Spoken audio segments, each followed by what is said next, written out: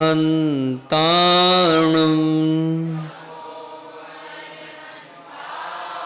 नमो सिद्धाणं नमो आयर्याणं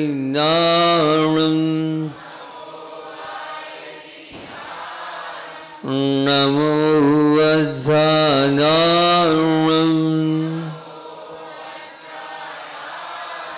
नमो लोये सवसाहुणं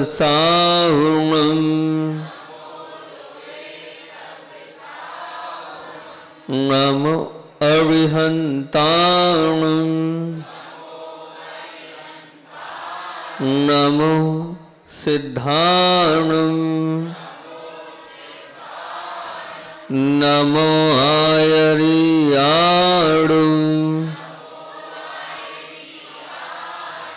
नमो वज्रायाणं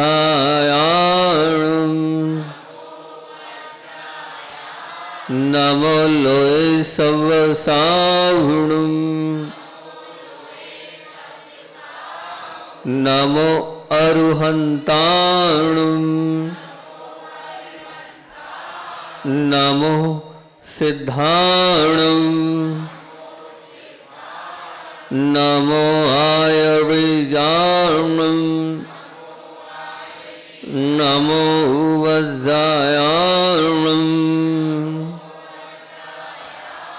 नमो लोये सवसाहुणं।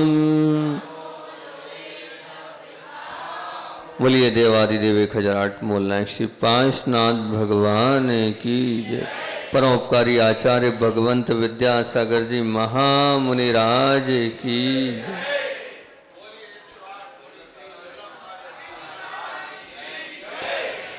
एकजुट हो, एक से नहीं जुड़ो, बेजोड़ बनो। ये मंगलाचरण अपना चल रहा है।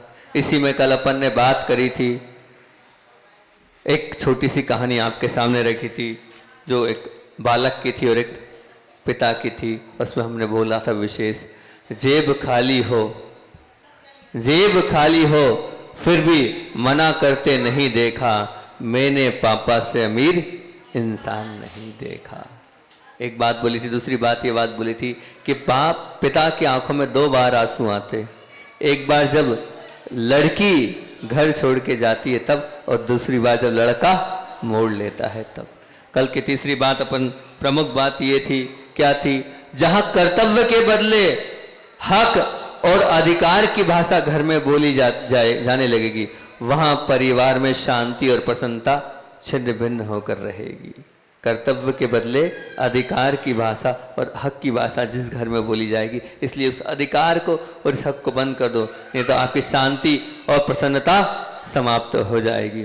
और फिर एक अच्छा उदाहरण दिया था, 5 उंगलियां हैं, किसी में हीरे की अंगूठी है, किसी में चांदी, तो फिर भी उनमें विरोध नहीं है। तो भी संयुक्त परिवार में किसी के पास कम, किसी के पास ज़्यादा, तो फिर उसमें विकल्प नहीं करना। और एक लोहार का उदाहरण दिया था कि लोहार कैसा है, वो लोहार वाला जो जहाँ बार बार पीटता है जो घन, वो उतना मजबूत होता है, लेकिन सामान्य से जो आपके घर में रखी हथौड़ी है वो इतनी मजबूत नहीं होगी। मतलब जितना आप सहन करते जाओगे कष्टों के, उतना मजबूत बनते जाओगे। और फिर उसके बाद मैंने आपसे कहा था कि आखिर बहुत सारी समस्याएं, उन समस्याओं के लिए समाधान वृत्ति के लिए मैंने आपसे कहा था कि आप समाधान कर सकते हो अपने बड़ों के पास बैठ के। जो लोग हैं जिनसे हमें विकल्प है, लेकिन उसमें क्या करना पड़ेगा, कैसे समाधान करना है, मधुर शब्दों में, पहला था। दूसरा था विवेक को उपस्थित रखकर। तीसरा था आवेश में आए बिना। चौथा था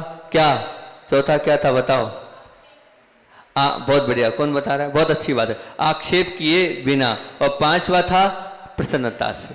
इन पांचों चीजों को अगर आप लेके अगर किसी बात पे जाओगे तो निश्चित तौर से समाधान मिलेगा ही, समाधान मिलेगा ही, इसमें कोई दो राय नहीं। पांचों चीज आप अपने जीवन में मंत्र रूप में आप धारित कर लो तो बहुत अच्छी बात है। अब अंत में एक बात बोली थी और मैंने कहा था कि बाहर के 1000 धक्के इंसान सहन कर सकता है, बाहर के 1000 धक्के इंसान सहन कर सकता है, परंतु भीतर यानी परिवार का एक धक्का भी जो है इंसान सहन नहीं कर सकता और इंसान को तोड़ देता है। तो आखिर क्या किया जाए, आखिर क्या किया जाए, ये अपनी बातचीत थी, विकल्प नहीं करो। आखिर क्या किया जाए कि ये जो बाहर के जो धक्के हैं वो तो सहन हो रहे हैं, लेकिन अंदर के धक्के सहन नहीं हो रहे, और ये अंदर का एक धक्का लगता है और परिवार के टुकड़े टुकड़े हो जाते हैं। तो मैंने कहा था आपको मैं 5 आधार स्तंभ बताऊंगा इस संयुक्त परिवार को जोड़े रखने के। अगर ये 5 आधार स्तंभ हैं, जैसे मान लीजिए कोई महल है तो उस महल किसके सहारे खड़ा है, उन स्तंभों के सहारे खड़ा है। अगर वो स्तंभ नहीं है तो महल धराशायी हो जाएगा, गिर जाएगा। तो 5 आपके लिए स्तंभ बता रहा हूं, उन 5 स्तंभों को अगर आप अपने जीवन में लाएंगे तो निश्चित मान के चलना संयुक्त परिवार टिका रहेगा, बना रहेगा, आगे तक चलता रहेगा। चलाना है तो ध्यान से इन 5 को सुनो। सबसे पहली बात क्या है? सबसे पहली बात है कि समूह भोजन। आज हमारा समूह में भोजन बंद हो गया है। हम पहले था सब मिलके भोजन करते थे, एक साथ बैठ के भोजन करते थे। आज परिवार में वो सामूहिक भोजन, समूह रूप में भोजन ही बंद हो गया है। एक कब कर रहा है, एक कब कर रहा है, वो प्रेम ही नहीं बचा हैगा, वो सब कुछ खत्म हो गया हैगा। वो पहले एक जमाना था कि एक साथ सब लोग बैठ जाते थे और एक साथ गरम गरम रोटी और गरम गरम सब कुछ होता था, उसमें प्रेम बढ़ता था, आपस में एक दूसरे का ध्यान रखते थे, कौन क्या खा रहा है, कौन क्या नहीं खा रहा है, कौन कम खा रहा है, क्या नहीं। तो वो पूरी चीजें होती थी कब? जब हम एक दूसरे को खाते हुए देखते थे, उस खाने का परस्पर प्रेम बढ़ता था। हम जबरदस्ती नहीं दो वो जबरदस्ती देते थे, खाना पड़ेगा, लेकिन वो सब समाप्त हो गया। आज किसी को कुछ काम है, किसी को कुछ काम है, एक दूसरे के साथ भोजन नहीं है। यहाँ तक कि बेटा पिता के साथ महीनों महीनों हो जाते हैं, लेकिन चेहरा ही नहीं दिखता, तो भोजन की तो बात अलग है। स्पष्ट है कि वो जब पापा सुबह सो के उठते हैं, उसके पहले बच्चा स्कूल चले जाता है। 20-20, 25-25 किलोमीटर दूर स्कूलें हैं और मतलब विद्यालय हैं, उन विद्यालयों में पहले चला जाता है। पिताजी उठते हैं, उठने के बाद ऑफिस चले जाते हैं, दुकान चले जाते हैं, और रात को जब आते हैं तो बच्चा सो जाता है। महीनों हो जाते हैं, देख नहीं पाते हैं बाप बेटा। तो भोजन तो बहुत दूर बात है, एक साथ एक थाली में कर ही नहीं पाते हैं। तो सबसे पहला आधार स्तंभ क्या है? समूह में भोजन बहुत जरूरी है। इस समूह के भोजन से आपस में प्रेम बढ़ता है, आपस में वात्सल्य बढ़ता है, स्नेह बढ़ता है, हम एक दूसरे की निकटता बढ़ती है। समूह भोजन में समूह भोजन करना चाहिए। तो पहली चीज है का समूह में भोजन हो, सब एक साथ बैठकर एक परिसर में भोजन करेंगे तो बहुत अच्छी बात होगी। दूसरा स्तंभ क्या? दूसरा स्तंभ है हमारा समूह भाषण। समूह भाषण से मतलब जो पहले मीठी MMB बोलते थे उसको, MMB मतलब क्या? मीठी मीठी बातें। जो मीठी मीठी बातें होती थी परिवार की, वो सब समाप्त हो गई। सबका समय अलग, कोई 10 बजे आ रहा है रात को, कोई 11 बजे आ रहा है। वो बैठकर वो जो मिलना था, बातचीत करनी थी, एक दूसरे के साथ मन को मिलाना था, वो सब बंद हो गया। हम एक दूसरे के साथ बैठ ही नहीं पा रहे हैं, हम एक दूसरे को समझ ही नहीं पा रहे, हम एक दूसरे की अपेक्षाओं को जान ही नहीं पा रहे। आज युद्ध हो रहा है, सामने वाले की क्या अपेक्षा हम जान नहीं पा रहे। उनने उनको कहा और इनने इनको कहा, अभी एक दूसरे से मिल, उनने ऐसा कहा ऐसा करना है, अब इनने इनको कहते इनको आपको ऐसा करना है। अब ना आपने उनकी अपेक्षा समझी, ना इनने आपकी अपेक्षा समझी। अब उनकी टोन कुछ अलग थी और आपने कुछ और टोन से बोल दिया, तो बात का क्या हो गया? वतंगड़ बन गया। मतलब आपने तो कुछ अलग लहजे से बोला था, भैया ऐसा ऐसा करना है, कोई भी XYZ। अब उसको सामने वाला जो दूसरा था उसने प्रस्तुत कुछ अलग ढंग से करे, उसके भाव नहीं थे। वो ये नहीं चाहता कि आपको लड़ाना है, पर उसकी टोन ही वैसी है, उसके बोलने का तरीका ही वैसा आएगा। उसने उसको उस लहजे से बोल दिया तो वो बात ही परिवर्तित हो गई। जब आप एक दूसरे के साथ भाषण ही नहीं कर रहे हैं, मिल ही नहीं रहे हैं, बात ही नहीं कर रहे हैं, और एक साथ बैठ ही नहीं रहे, और बैठ भी रहे बात भी रहे, तो क्या 1-2 मिनट का हुआ, आते आते मिले और चले गए। मतलब इतनी बात हुई, आप आए, मतलब 1-2 मिनट की मुलाकात हुई और चले गए। कभी बैठे हैं घंटे आधे घंटे हम अपने परिवार के साथ, अपने बच्चों के साथ, अपनी बालिका के साथ, अपनी पत्नी के साथ, अपनी माँ के साथ, अपने पिता के साथ कभी बैठे हैं कि हाँ भैया के साथ बैठे हैं और फिर वो अपनी बातें कर रहे हैं? नहीं, वो बंद हो गया है। सबको टीवी से फुर्सत नहीं, मोबाइल से फुर्सत नहीं, इंटरनेट से फुर्सत नहीं, फेसबुक से फुर्सत नहीं, अपनी अपनी दोस्ती यारी से फुर्सत नहीं। तो वो कहाँ, वो सब बंद हो गया है। अगर आप चाहते हो संयुक्त परिवार में रहना तो थोड़ी बहुत उस मीटिंग भी रखो, आप थोड़ा बहुत एक साथ बैठ के वो बातें भी होनी चाहिए। वो बातें होंगी तो मान के चलना आपका मन हल्का होता चला जाएगा। कभी कभी तो कुछ बात को लेकर बात बिगड़ती है तो इतनी बिगड़ जाती कि हम एक दूसरे से फिर बोलना बंद कर देते हैं। उनने बोला नहीं, इनने बोला, लेकिन जब हम एक साथ बैठ जाते हैं तो बात और प्रेम अपने आप चालू हो जाता है। वो दरकरार जो है इसलिए बढ़ती चली जाती कि हमें बातचीत बंद है हमारी आपस में। वो बातचीत बंद इसलिए होती है क्योंकि हम एक दूसरे के साथ बैठते नहीं। जहां हम एक साथ समूह में बैठेंगे, जब समूह में बैठेंगे तो एक दूसरे के गिला शिकवा अपने आप दूर होते चले जाएंगे और हमारे में आपस में प्रेम बढ़ता चले जाएगा। तो पहली बात थी समूह भोजन, दूसरी बात है समूह भाषण, दूसरा क्या है समूह भाषण, और तीसरी बात है समूह भ्रमण। समूह भ्रमण से तात्पर्य यह है कि वो जमाना था जब सब एक साथ घूमने जाया करते थे, एक साथ तीर्थ यात्रा पे जाया करते थे, एक साथ सब कुछ हुआ करता, लेकिन नहीं, आज आपको अपने दोस्त के साथ जाना है, उनको अपने ससुराल वालों के साथ जाना है, उनको किसी और के साथ जाना है। मतलब ससुराल वालों का एक फोन आएगा तो आप तैयार हो, उनके साथ जाने को तैयार हो, साले के साथ जाने को तैयार हो, अपने भाई के साथ जाने को तैयार नहीं हो। बोलो वास्तविकता है कि नहीं? बोलो वास्तविकता है कि नहीं? सत्य कह रहा हूं मैं। अगर ससुराल से एक फोन आ गया तो आप बिल्कुल उल्टे पैर भागोगे, जाना पड़ेगा। साले का फोन है, साली का फोन है, साली का फोन आ गया तो निश्चित जाना पड़ेगा। साडू भाई का फोन आया है, उनके साथ जाने के लिए आप बहुत जल्दी से तैयार हो। अगर आपका भाई बोल रहा है तो तैयार नहीं हो, आपके पिता बोल रहे तो तैयार नहीं है, तो कहां से संयुक्त परिवार बनेगा बताओ? तो ये सत्य है, एकदम बिल्कुल वास्तविक बात बोल रहा हूं मैं आप। उनसे इतना आगाड़ इसने, अपने भाई से इसने नहीं।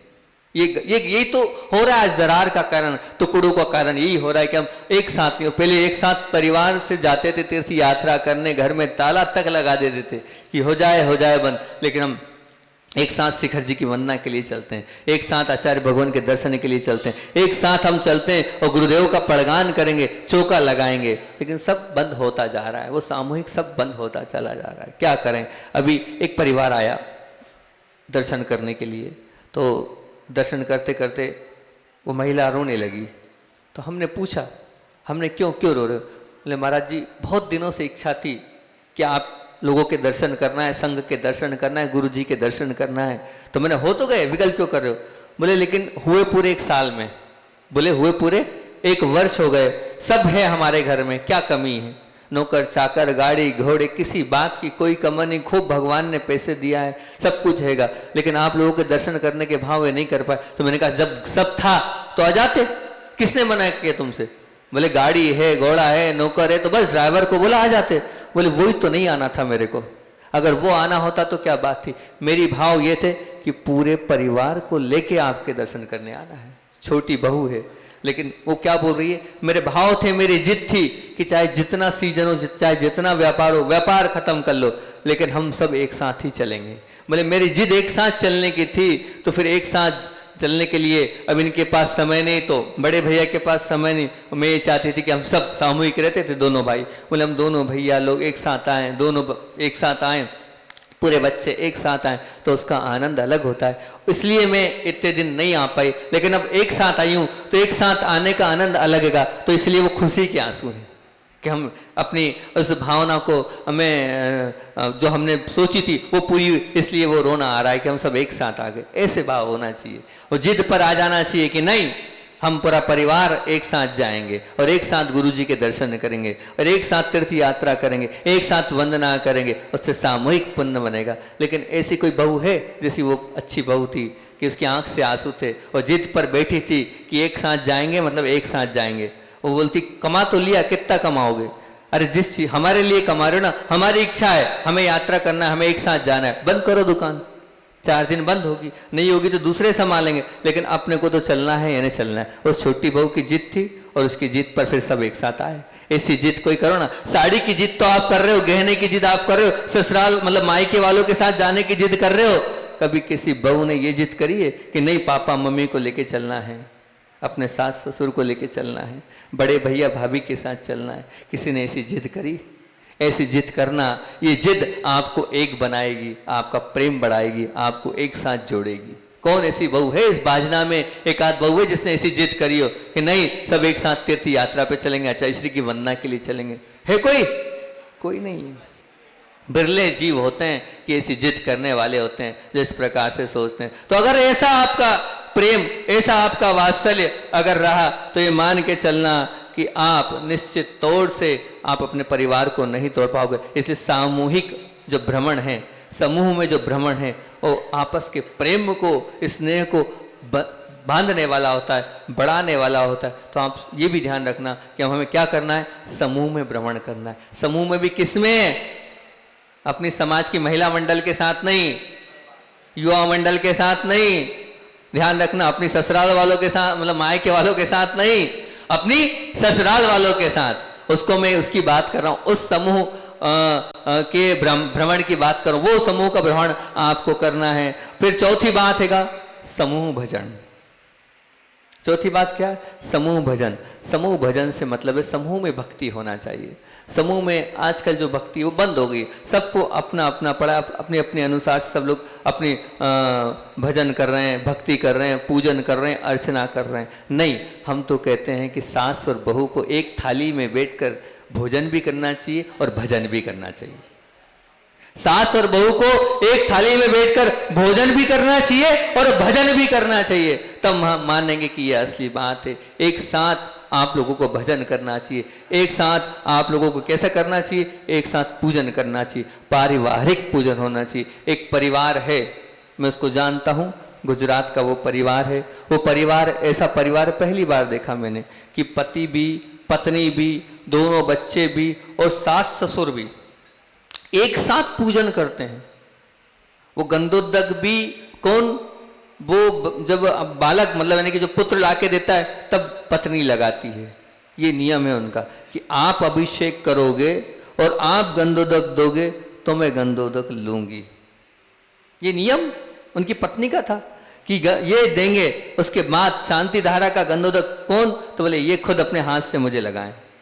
ये नियम था अपनी पत्नी का। कोई पत्नी है ऐसी दमदारी के साथ कहने वाली कि हाँ मेरा ये नियम है कि मेरे पति जो शांति धारा का गंधोदक लाएंगे, करेंगे और लाएंगे, उसके बाद वो मैं लगाऊंगी? है? आपस में प्रेम स्नेह को बढ़ाना हो तो ये नियम लो आप। यहाँ वहाँ के नियम मतलब ये नियम लो कि नहीं, हम तो अपने पति के माध्यम से शांति धारा का गंधोदक लगाएंगे।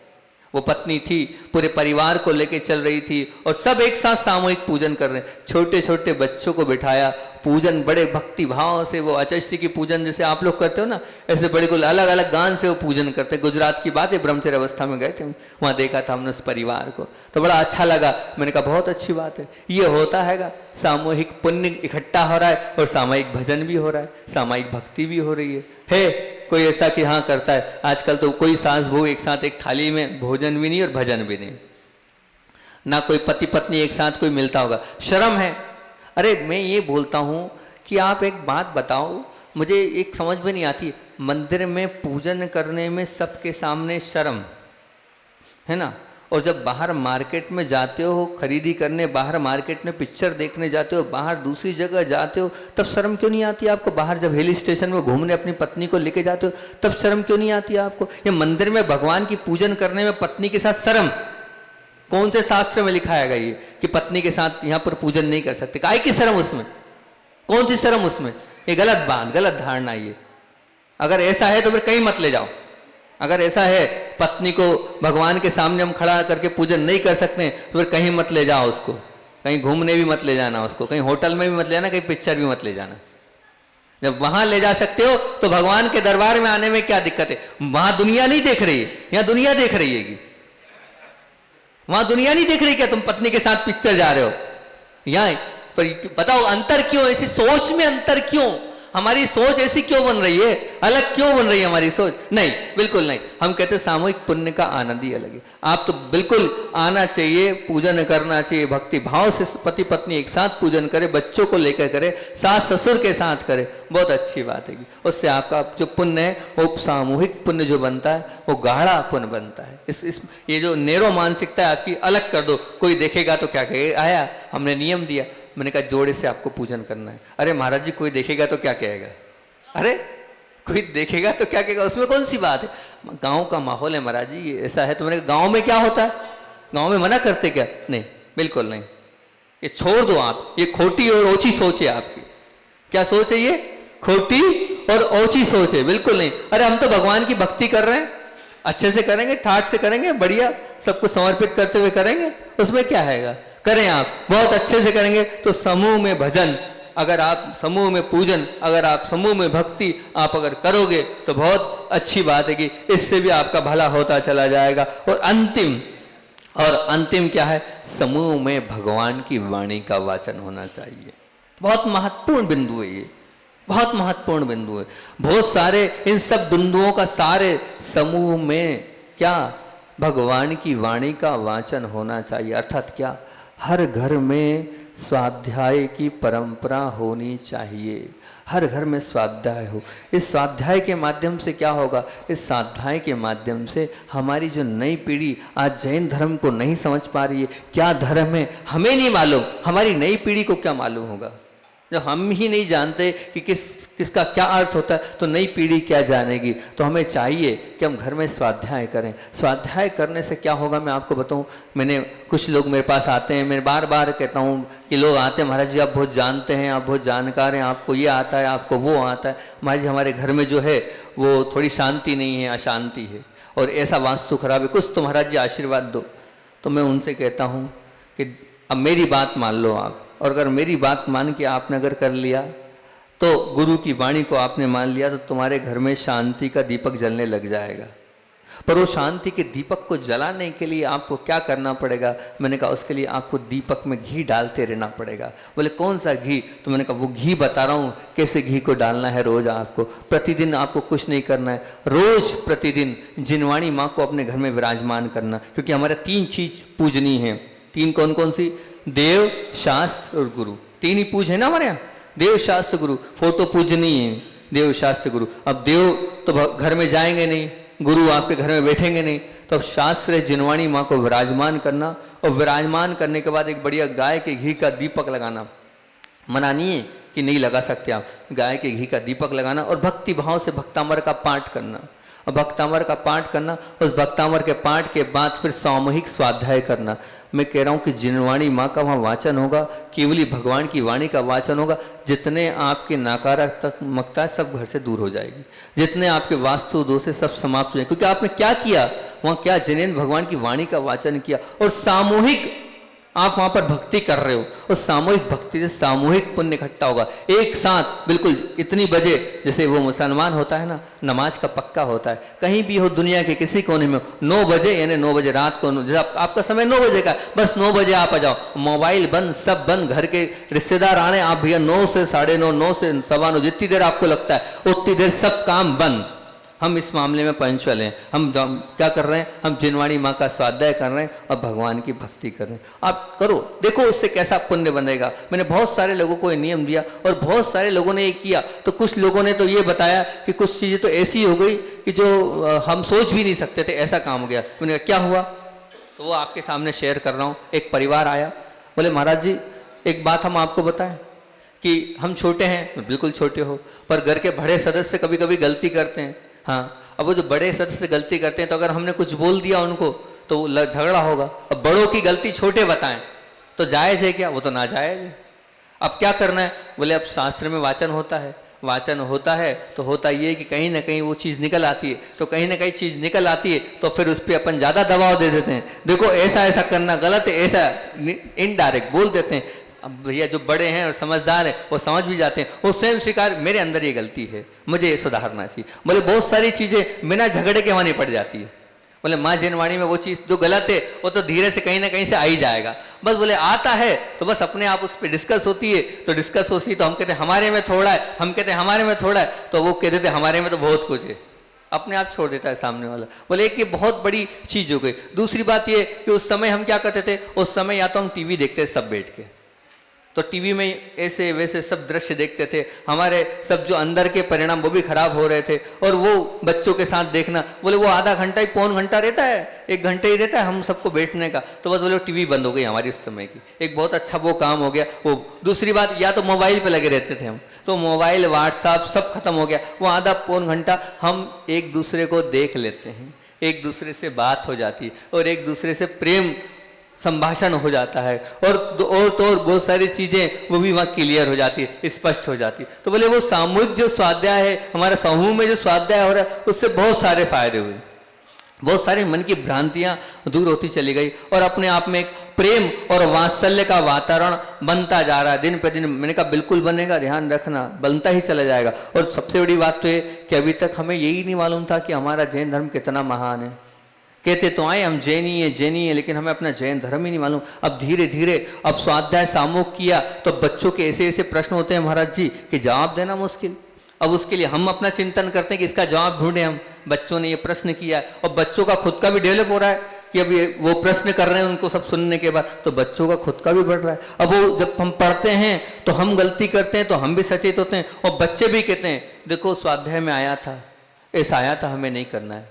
बोले एक प्रवचन देना अलग बात है, लेकिन जब हम ऐसे स्वाध्याय करके अपन सब बैठ के आपस में डिस्कस करते हैं, एक दूसरे के मन की बात लेते हैं, तो अपने आप वो सोचता है नहीं नहीं ये चीज़ गलत है, इसको नहीं करना चाहिए। क्योंकि फेस टू फेस जब बात होती हैगी, अभी मैं सामूहिक बात कर रहा हूँ और वही चीज़ 4 लोगों के बीच में करूँगा, तो जब 4 लोगों में डायरेक्ट किसी से बात करूँगा तो उसका एक अलग इंप्रेशन पड़ता है, उसका एक अलग प्रभाव पड़ता है। तो वही चीज़ होती है, हम 4, 6, 8, 10 लोग जब बैठ के एक साथ सामूहिक स्वाध्याय करते हैं तो उसमें हम एक दूसरे के अंदर के अपने आप दोष भी निकालते जाते हैं, अपनी कमियों को भी निकालते जाते हैं और फिर अपने आप सुधार भी होता चले जाता है। तो बोले महाराज जी वास्तविकता में बहुत फर्क पड़ता है और अपने आप शांति का एक माहौल हमारे घर में आ गया है इस स्वाध्याय के माध्यम से। बहुत कठिन चीज थी ये एक साथ सबको बिठाना, लेकिन आपने आशीर्वाद दिया था। और असल में सबसे बड़ी बात बताऊं, वो मेरी बात नहीं मानते।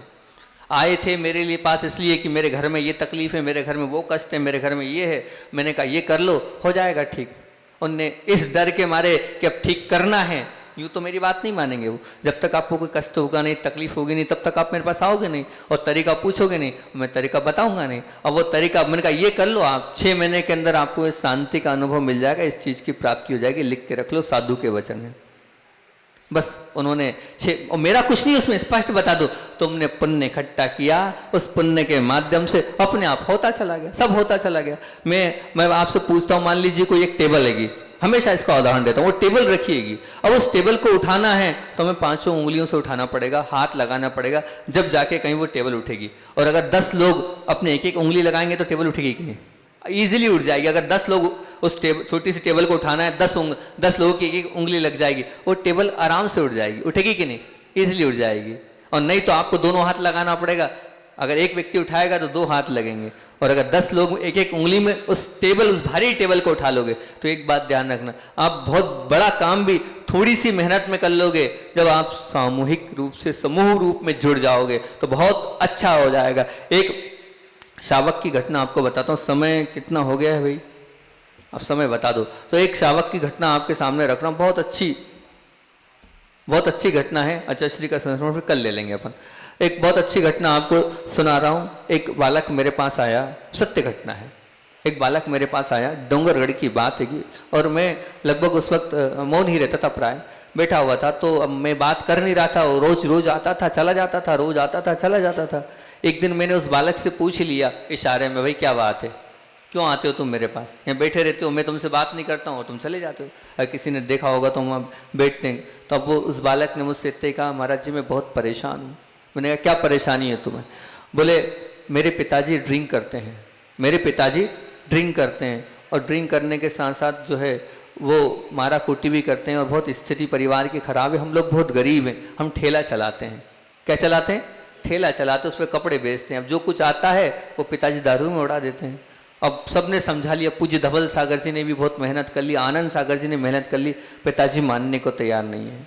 कोई बात नहीं, विकल्प नहीं करो। अब वो बच्चे, मैंने आशीर्वाद ओम बोला, बस इतना ही बोला और चले गए। अब क्या पता क्या मेरे ऐसे भाव आए, या मतलब ऐसा लगा जैसे किसी ने बोला हो, या कान में आवाज आई, या जो भी हुआ, मेरे मन में भाव है इस बच्चे से बोलो भक्तामर, पहली बार की बात है, इस बच्चे से बोलो भक्तामर का पाठ करे और स्वाध्याय करे ये सामूहिक, तो इसका भला हो जाएगा। अभी मन में ये सब जब भाव आए ध्यान में, जब सामूहिक में बैठा था, मैंने एक पेपर बनाया, उस पेपर में वो पूरी चीज़ लिख दी, उस बच्चे को वो पर्चा समा दिया, मौन में पूरी बात चल रही हैगी।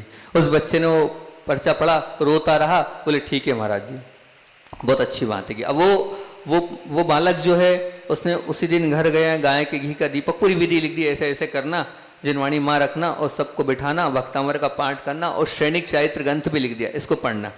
उसने प्रारंभ किया, हम लोगों का बिहार हो गया। स्थिति बहुत गरीब थी और जो पिताजी थे ड्रिंक करते थे, सब लोग समझा चुके थे। बीच मार्केट में एक दुकान थी वहाँ डोंगरगढ़ में, वो सिंह जी की थी, उनके बच्चे सब बाहर हैं। तो किसी ने समझाया कि भैया इनको जो है वो दुकान दे दो, तुम्हारे तो कुछ है नहीं।